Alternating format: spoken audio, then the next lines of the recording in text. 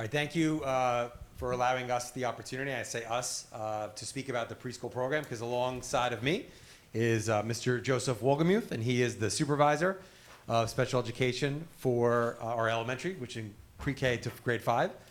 And we also have the principals of Lake Hiawatha, Mr. Steve Figurelli, and the principal of Eastlake, Mr. Sebastian Powell. So they're going to come up at their different times and speak.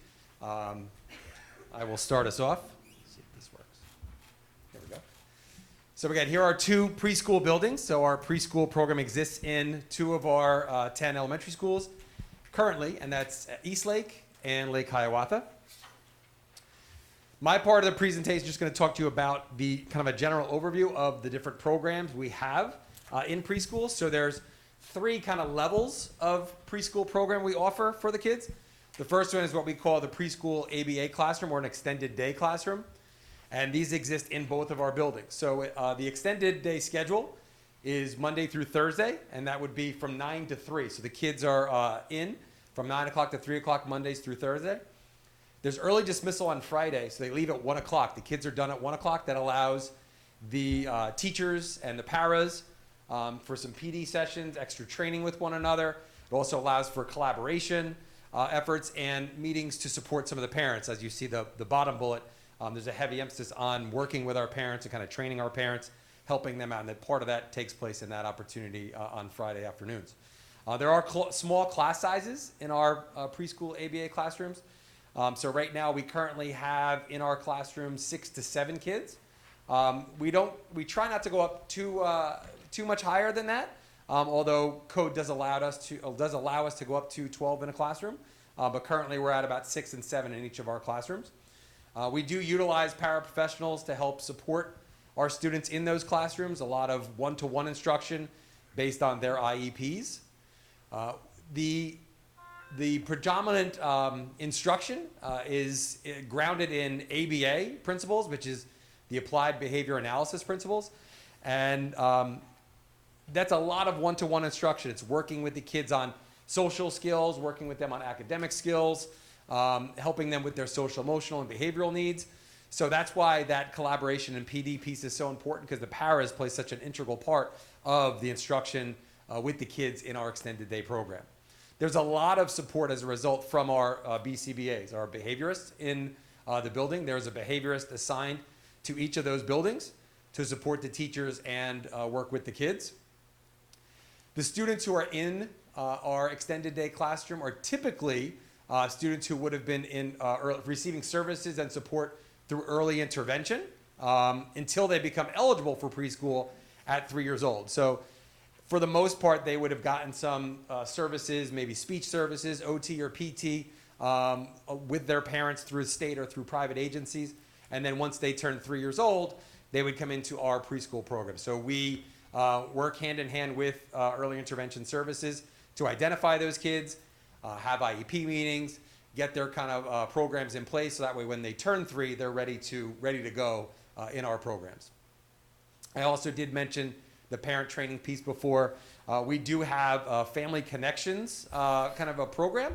So our 2 behaviorists lead training opportunities for parents, and those are sessions that could take place virtually. They could take place in person. They could be video presentations for them to allow them some support, because as special needs parents, it's sometimes you don't know what you don't know. So every opportunity that we can take to give them a little bit of training, a little bit of support, and help them at home is important. So we try to take advantage of those as much as possible. So that's our first type of class. The second level of class is what we call a preschool transition classroom. So again, in this classroom,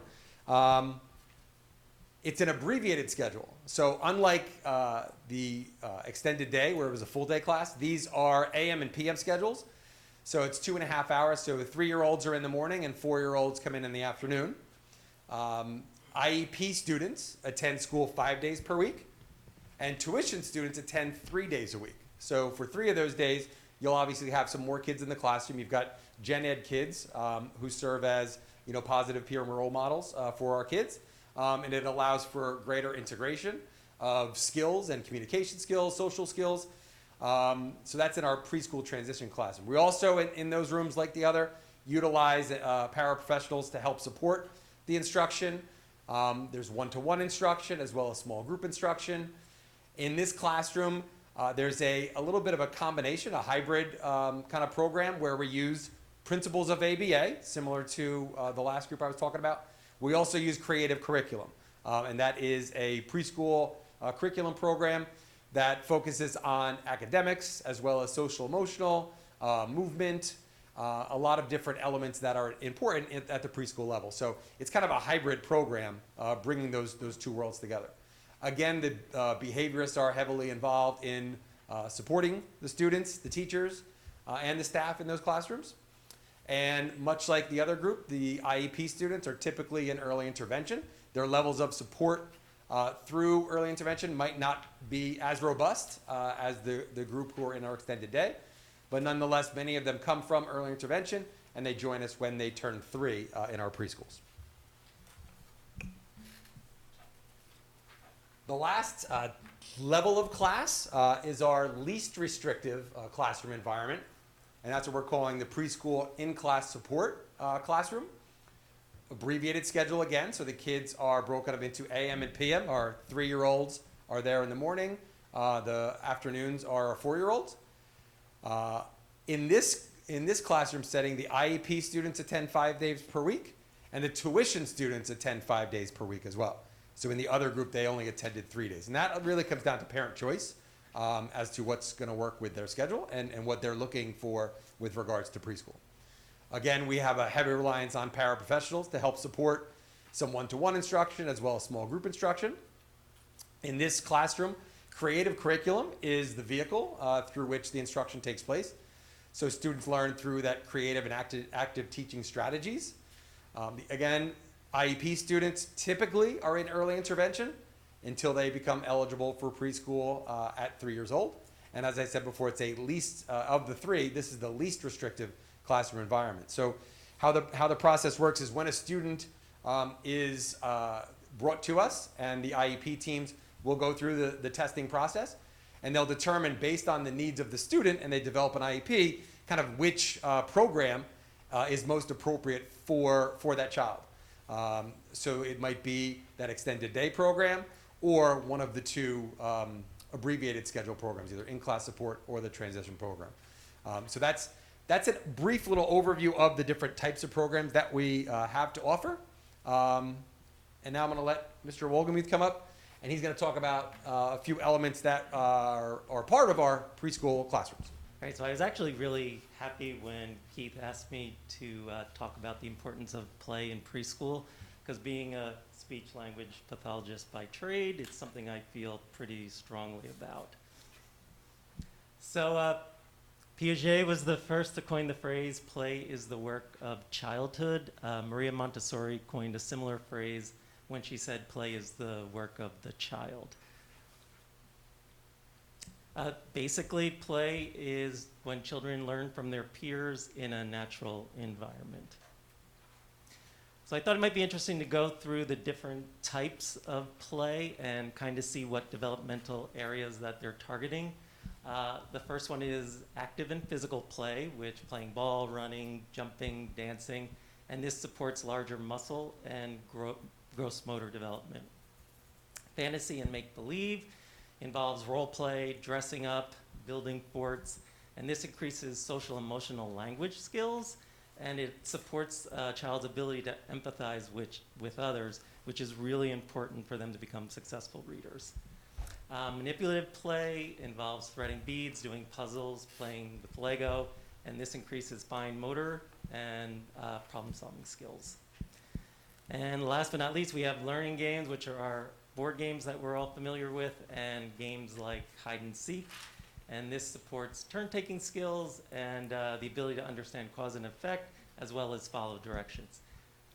So I thought it might be interesting to look at a game like hide and seek and just see what kind of areas are developed. So problem-solving skills, the child's deciding where's the best place to hide. And then even more importantly, the ability to make inferences. They start to put themselves in their friend's shoes and say, where would he hide or where would she hide? And then, of course, turn-taking skills as well. So, unfortunately, if some of our children's skills aren't developed through play, we do offer a variety of related services in the preschool. First and foremost, we have speech language therapy, and all of our speech pathologists have their certificate of clinical competency from the American Speech and Hearing Association. We offer occupational therapy, and our occupational therapists that work in the preschool have their national board certificate for occupational therapists. It's a pretty impressive group, I must say. We offer physical therapy, and all of our physical therapists in our district have their doctorate in physical therapy. And we also offer behavioral support for children who present with challenging behaviors. And all of our behaviorists who work in the preschool are board certified behavior analysts. And we also have 2 full-time teachers of the deaf who can support any preschoolers who are deaf and hard of hearing. So now I think I'm going to turn it over to our principals.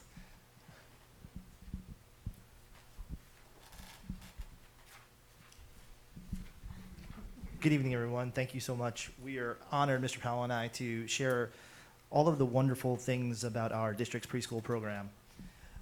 Mr. Powell and I thought it was important to share a side-by-side of each of our schools, Eastlake and Lake Hiawatha. So I will allow you to share Eastlake. Okay, sure. Good evening, everybody. Pleasure to be here. Basically, at Eastlake Elementary School, we have a total of 5 preschool classes right now. 2 extended day, 1 transitional, 2 in-class support that were described to you earlier. And Eastlake currently has a total of 70 students, 37 general education students, and 33 special education students. One thing I will say is and I believe Mr. Figuarelli would definitely agree, is the preschool classes, being that Eastlake and Lake Hiawatha are very unique, that we are the only 2 schools that have preschools. But to have basically a location that is an automatic good mood, I would say, if you're having a rough day, you walk into a preschool class and you walk out, anything that negative you were thinking about is gone, all right? Because it really is impossible to walk into a classroom with 3- and 4-year-olds and watch them develop basically over such, over time, you know, literally to see it visibly and basically databased as you watch them grow. So, and to see the teachers and the paraprofessionals, which we'll touch upon later as we get into the program, the hard work that they do, it really is incredible to see. So I think we're very proud of our unique, distinguished titles of being preschool programs, preschool schools, and participating. And so at Lake Hiawatha, we have 7 total preschool classrooms. We have 4 extended days. We have 1 transitional class, and then we have 2 half-day in-class support classes. We serve a total of 92 students at Lake Hiawatha. About a quarter of our population is our preschoolers, 41 general ed students, and then 51 special ed students. As Mr. Powell had mentioned, we want to highlight the amazing efforts of our educators, our paraprofessionals, our related service providers, and of course our teaching staff, and the work that they do each and every day with our students. And so we thought we'd put together a collage and take you in with a bird's eye view into each of our classrooms. And so here, this is a glimpse into our ABA classrooms. These are our extended day programs, and it's a mixture of applied behavioral analysis, one-to-one instruction, and also play-based instruction as well.